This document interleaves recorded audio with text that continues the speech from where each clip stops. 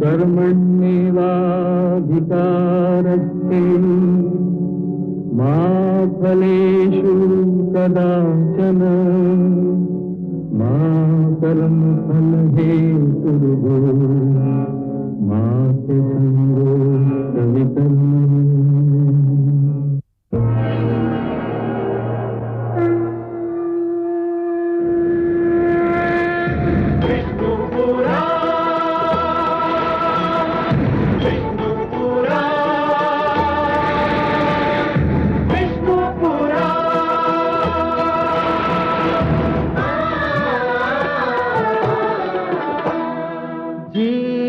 ज्ञान ब्रह्म ज्ञान अथ श्री विष्णु पुराण ओम की कथा महान जय श्री विष्णु पुराण विष्णु पुराण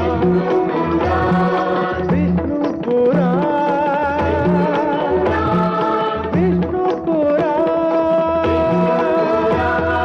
प्रगटे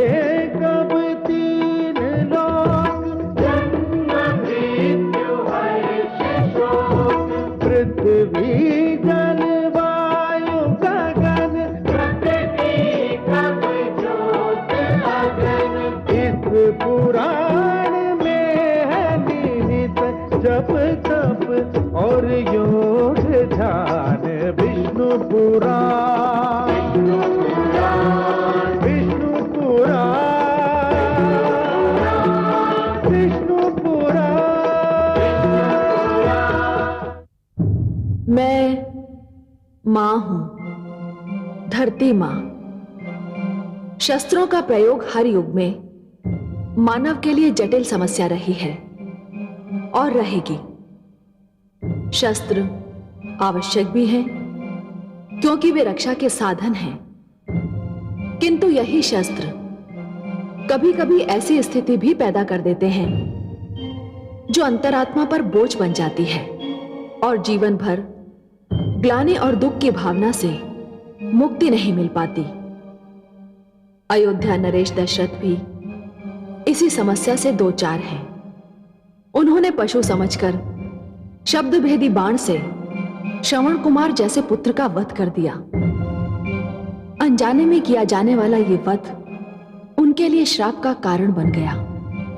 परंतु दिलचस्प पहलू यह है कि श्रवण के माता पिता ने उन्हें यह श्राप दिया है कि राजा दशरथ को भी पुत्र वियोग का दुख झेलना पड़े।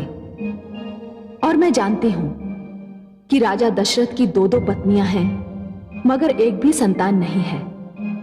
देखें श्रवण के माता पिता का यह श्राप दशरथ के जीवन में क्या गुल खिलाता है।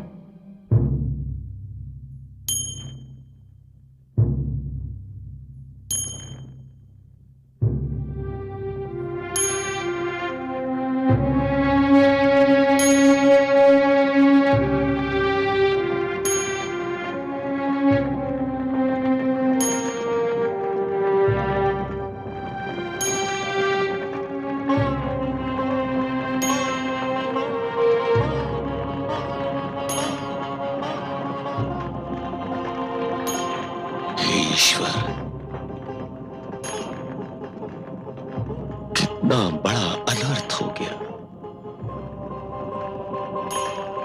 मेरे हाथों वो पुत्र मारा गया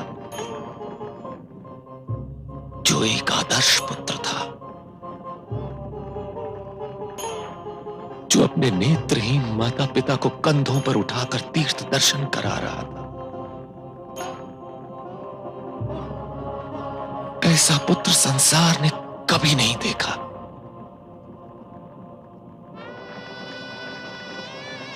धिक्कार है मुझे, धिक्कार है। मेरे लिए कड़े से कड़ा दंड भी साधारण है। मैं जीवन के अंतिम क्षण तक स्वयं को क्षमा नहीं कर सकूंगा, क्षमा नहीं कर सकूंगा।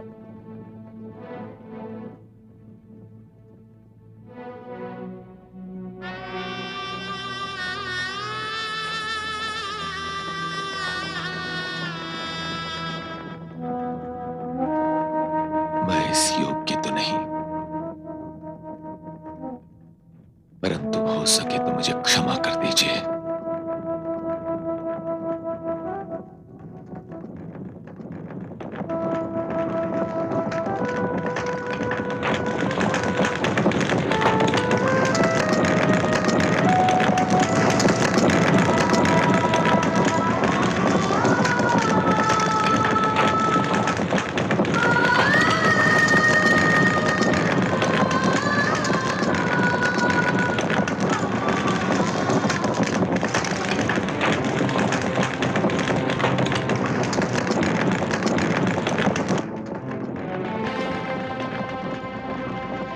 आपने मुझे पुत्र वियोग का श्राप दिया है। कदाचित आपको ज्ञात नहीं था कि 2 पत्नियों के होते हुए मेरे एक भी संतान नहीं।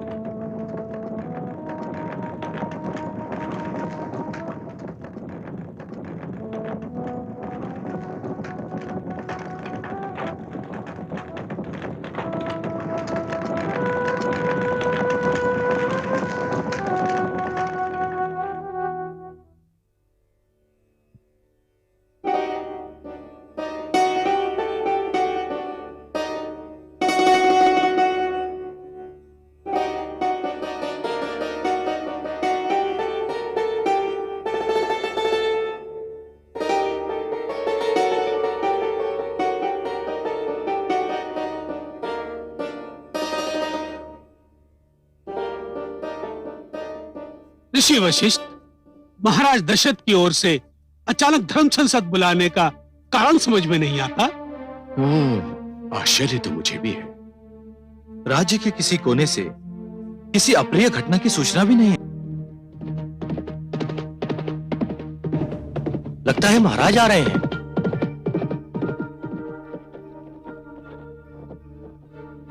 आश्चर्य है, रथ के स्थान पर अश्वपल क्यों आए हैं?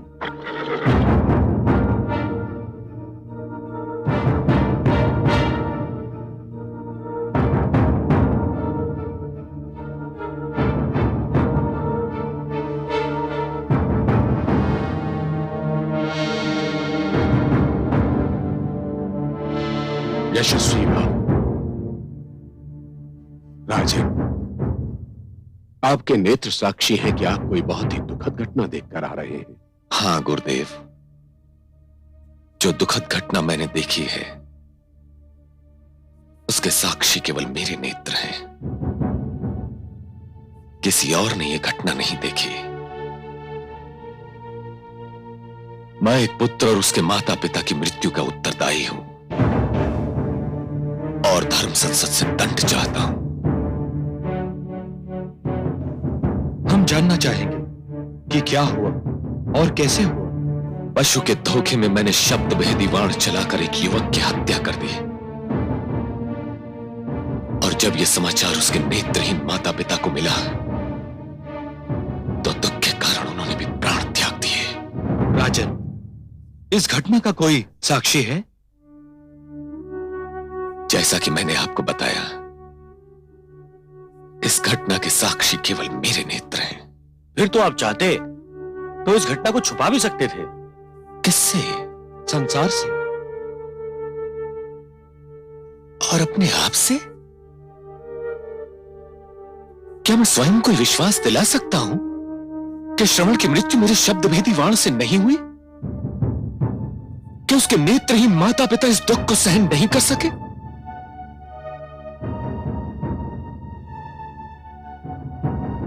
हे पंच परमेश्वर, मैं अपना अपराध स्वीकार करता हूं। मैं अपने आप को इस अनर्थ का उत्तरदायी समझता हूं और आपसे दंड चाहता हूं। हमें प्रसन्नता हुई राजन कि आपने धर्म संसद से कुछ भी नहीं छिपाया, परंतु वास्तव में आपने अपराध किया है अथवा नहीं, इसका निर्णय तो धर्म संसद ही करेगी। हे ऋषि वशिष्ठ, आप धर्माधिकारी हैं। हम सबको आप पर पूर्णतया विश्वास है। आप ही सर्वश्रेष्ठ निर्णय ले सकते हैं। नहीं ऋषिकुल, मैं महाराज दशरथ का कुलगुरु भी हूं मेरे निर्णय पर शिष्य के पक्षपात का आरोप भी लग सकता है। आप जैसे महान ऋषि पर कौन पक्षपात का आरोप लगा सकता है ऋषि वशिष्ठ? समस्त संसार आपकी महानता से परिचित है। ऋषि भारद्वाज, हो सकता है आज ये आरोप मुझ पर न लगे, परंतु मैं भविष्य में भी किसी को आरोप लगाने का अवसर नहीं देना चाहता। इसलिए मैं महाराज से आग्रह करूंगा कि वे ऋषि पुलह, अत्रि, अंगिरा अथवा ऋषि भारद्वाज में से किसी को चुन लें और उन्हीं का निर्णय मान्य होगा। हे पंच परमेश्वर, ऋषि वशिष्ठ के अतिरिक्त आयु और तपोबल में ऋषि भारद्वाज को श्रेष्ठतम माना जाता है। इसलिए मैं ऋषि भारद्वाज को धर्माधिकारी नियुक्त करता हूं।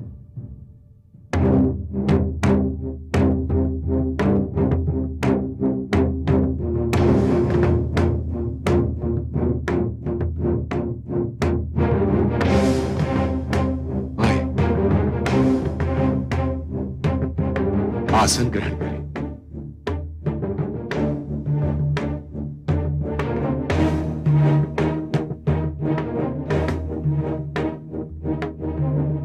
हे राजन, समस्त वृत्तांत जानकर हम इस निष्कर्ष पर पहुंचे हैं कि आपने उन तीनों की हत्या का कोई निश्चय नहीं किया था।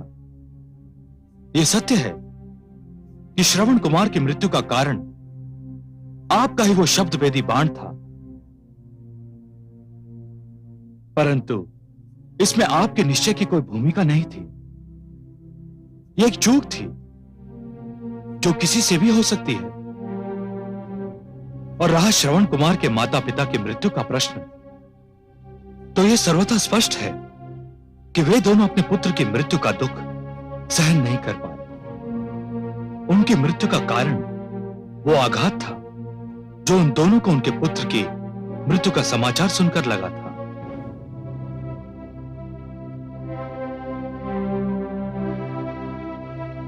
इसलिए हे राजन, मैं आपको इस हत्या का अपराधी नहीं समझता, और क्योंकि आपने सत्य से कार्य लिया, इसलिए आपको किसी तरह का दंड देना भी अनुचित होगा। किंतु हे राजन, शब्द भेदी बाण सदैव ध्वनि को सुनकर चलाया जाता है, और यह ध्वनि किसी की भी हो सकती है, जैसा कि श्रवण कुमार के विषय में हुआ। इसलिए यह धर्म संसद आपको आदेश देती है कि आप भविष्य में कभी शब्द भेदी बाण का प्रयोग नहीं करेंगे, और यही आपका प्रायश्चित होगा। मुझे धर्म संसद का निर्णय अक्षरशः स्वीकार्य है। मैं इस निर्णय के समक्ष शीश नवाता हूं और वचन देता हूं कि जीवन में शब्द भेदी बाण का प्रयोग कदापि नहीं करूंगा।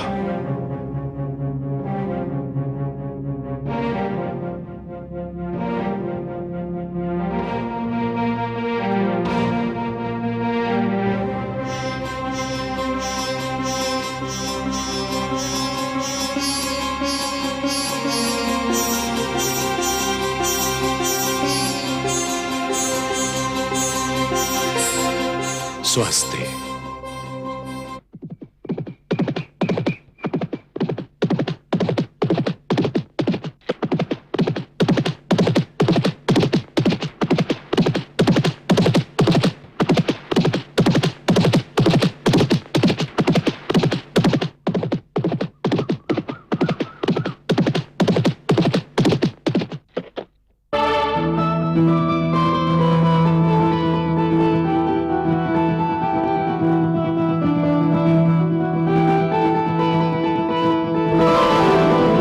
कौशल्या की जय हो।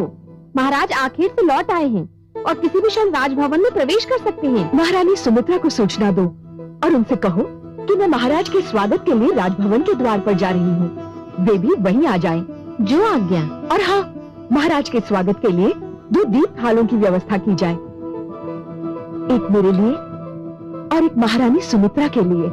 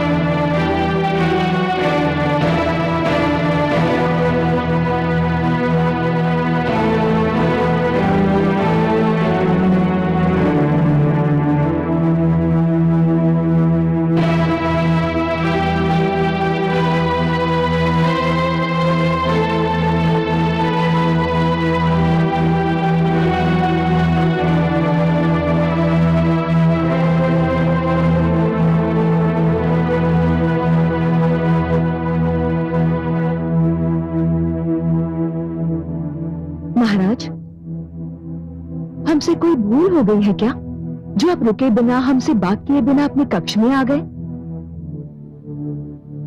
क्षमा चाहता हूं महारानी कौशल्या, मैं बहुत थका हुआ हूं। केवल थके हुए नहीं महाराज, आप बहुत अधीर भी दिखाई दे रहे हैं।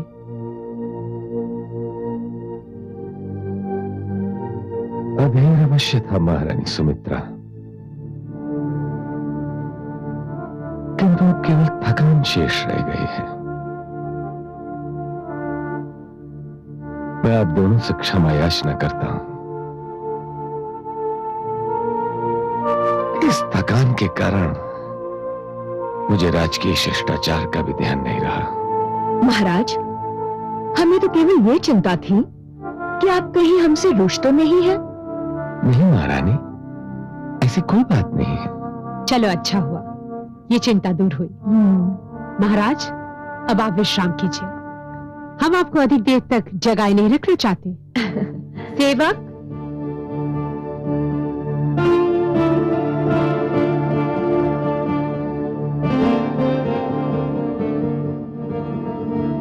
महाराज की जय हो। क्या है? महाराज को विश्राम करने दिया जाए। जो आज्ञा, किंतु पड़ोसी राज्य तैकेई से कोई बहुत ही आवश्यक संदेशा लेकर आया है। कैके दूत के ठहरने का प्रबंध करो और उसे कहो कि महाराज प्रातःकाल से पहले किसी से नहीं मिल सकते। जो आज्ञा महारानी। ठहरो, कई दूत से कहो कि हम उनसे मिलने आ रहे हैं। जो आज्ञा। किंतु महाराज, आप बहुत थके हुए हैं। उससे कल भी भेंट हो सकती है। नहीं महारानी, कई नरेश ने इतनी रात्रि को संदेश वाहक भेजा है, तो अवश्य ही कोई आपात संदेश होगा। पड़ोसियों की पुकार का अंतिम अक्षर समाप्त होने से पहले यदि उनकी सहायता के लिए न पहुंचा जाए, तो स्वयं को सभ्य कहना अनुचित है। मैं जाता हूं।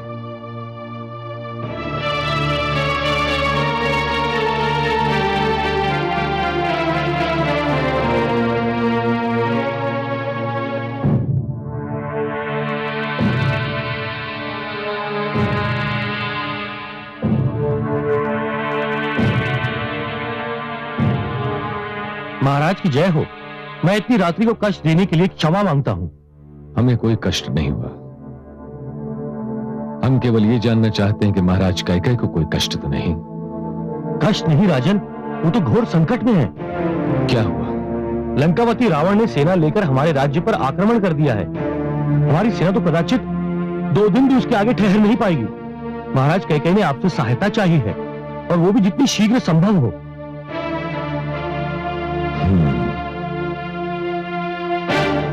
पड़ोसियों की सहायता करना हमारा धर्म है। कैकेयी नरेश से कहिए कि वे चिंता न करें, हम कल ही अपनी सेना लेकर उनकी सहायता के लिए पहुंच रहे हैं। महाराज दशरथ की जय हो।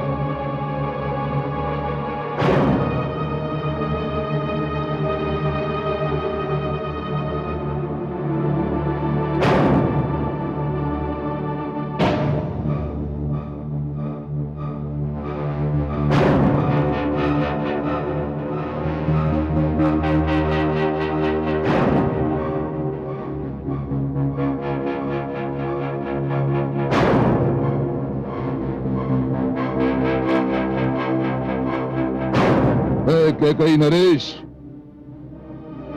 युद्ध टल सकता है, मानवव्रत मिट्टी में मिलने से रोका जा सकता है। तुम सर्वनाश के संकट से बच भी सकते हो, किंतु सबका केवल एक ही उपाय है कि तुम आत्मसमर्पण कर लो, मेरी प्रभु सत्ता स्वीकार कर लो और लौट जाओ यहां से, लौट जाओ। हम कहां से लौट जाएं लंकेश? हम तो अपनी सीमा के भीतर हैं। लौटना तो तुमको है जो अपनी सीमा छोड़कर हमारी सीमा में घुस आए हो। हम तो केवल अपनी सीमा की रक्षा कर रहे हैं। रक्षा? तनिक अपनी सेना की ओर देखो कैकई नरेश, और फिर दृष्टि डालो मेरी सेना की ओर। मेरी सेना बाढ़ की रेले के भांति तुम्हारी सेना को तिनके की भांति बहा ले जाएगी।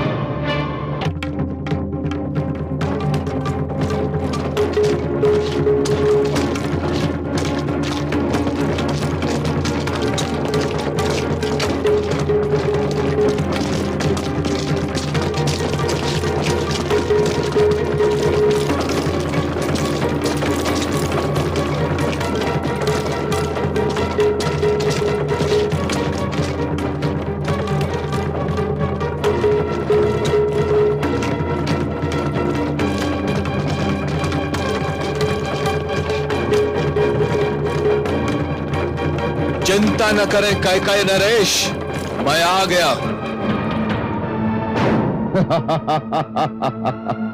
तो कैकई ने अपनी सहायता के लिए पड़ोसियों को भी बुला लिया। संकट के समय एक पड़ोसी की सहायता करना दूसरे पड़ोसी का धर्म है, और अपनी राज्य सीमाओं का विस्तार करना मेरा धर्म है, रावण का धर्म। मुझे प्रसन्नता है अयोध्या नरेश कि राज्य सीमाओं के विस्तार की इस योजना में कैकई के साथ आपने अयोध्या का नाम स्वयं जोड़ दिया। हे लंकेश, बलपूर्वक अपनी सीमाओं का विस्तार करना प्रकृति के सिद्धांतों के विपरीत है। अच्छा है कि सब अपनी अपनी सीमाओं में रहकर फले फूले, यही शांति, समृद्धि और सभ्यता की मांग है।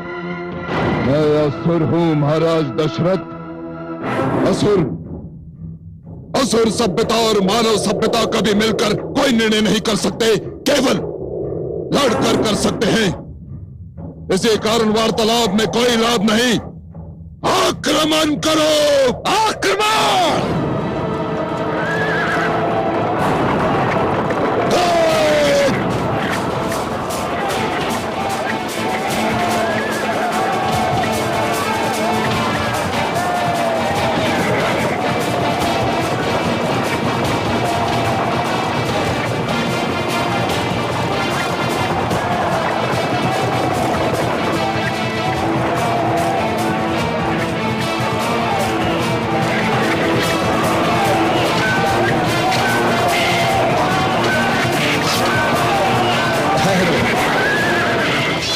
सावधान महाराज दशरथ, सावधान।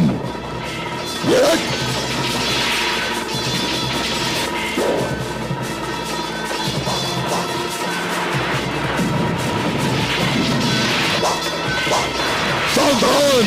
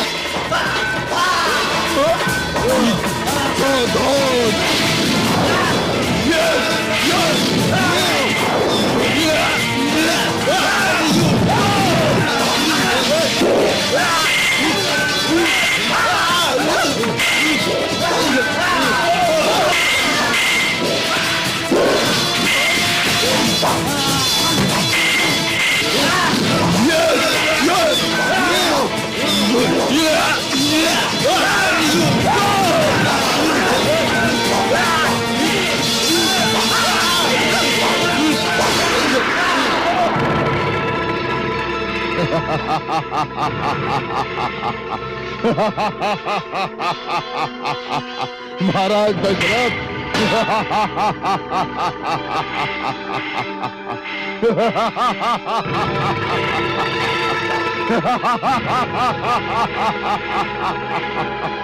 तुम मुझे नहीं मार सकते। मैं रावण हूं, रावण।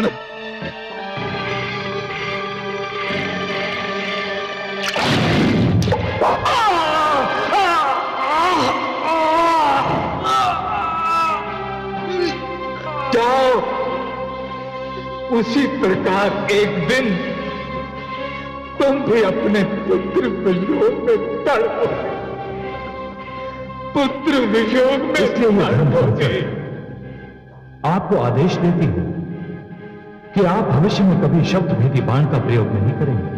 मुझे धर्म संसद का निर्णय अक्षरशः स्वीकार्य है और वचन देता हूं कि जीवन में शब्द भेदी बाण का प्रयोग कदापि नहीं करूंगा। महाराज दशरथ, मैं यहां हूं।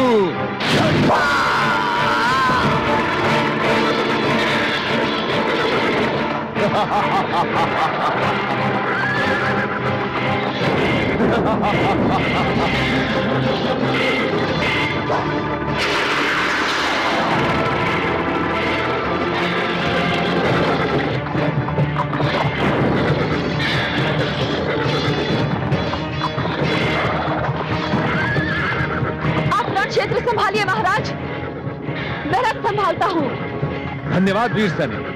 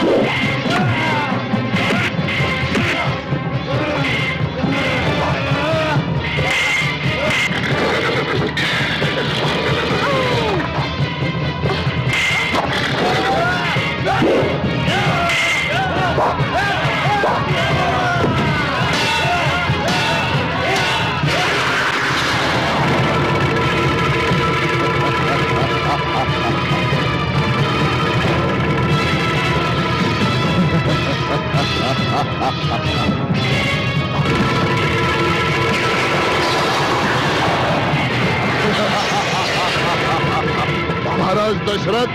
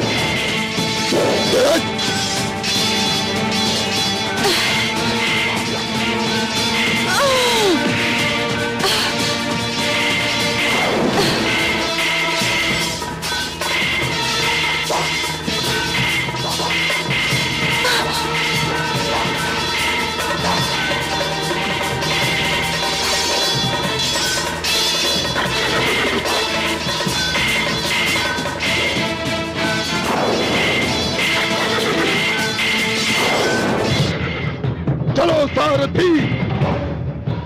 चलो सारथी, चलो चलो।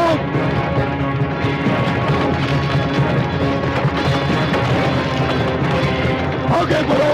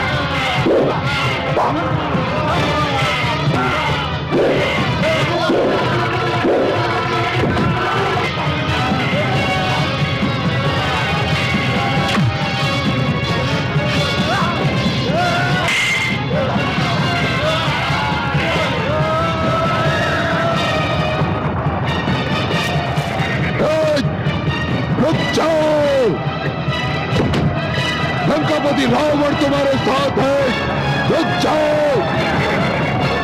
मैं कहता हूं रुक जाओ, रुक जाओ। लंकापति रावण तुम्हारे साथ है, रुक जाओ। मैं कहता हूं रुक जाओ।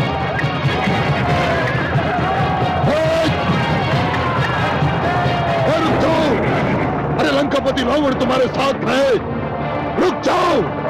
जाओ लंकेश। मैं एक पराजित नरेश को बंदी बनाकर उसे और अपमानित नहीं करना चाहता। बस इतना याद रखना कि जब भी अपनी सीमा पार करने का प्रयास करोगे तो अपमान और पश्चाताप के अतिरिक्त कुछ हाथ नहीं आएगा। जाओ। चलो सारथी। महाराज दशरथ की, महाराज दशरथ की, महाराज दशरथ की, महाराज दशरथ की।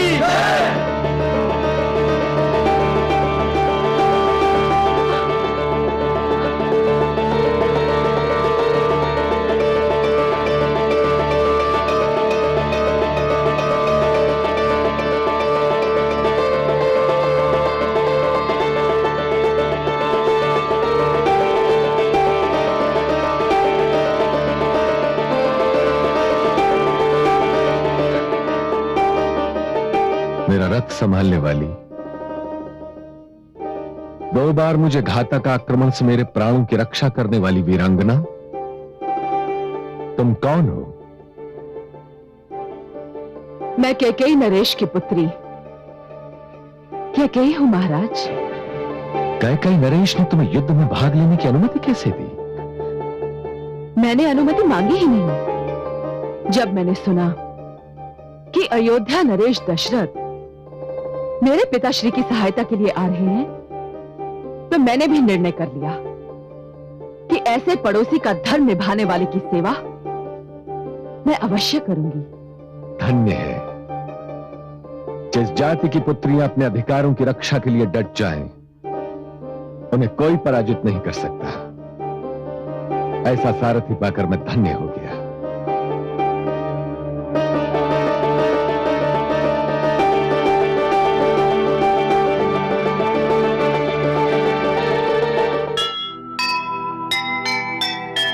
जीत गया मन सारथी, हुआ ये कैसा मेल, इसमें विधना ने भला खेला कैसा खेल। कैकेयी ने कर दिया वचन एक एक साकार, जहां है ऐसी नारियां होगी वहां नहार, होगी वहां नहार। जो सुनेगा ये पुराण पाएगा सुख और ज्ञान, पाएगा सुख और ज्ञान। कर्म को ही धर्म जान, प्रेम की तू छेड़तान, प्रेम की तू छेड़तान।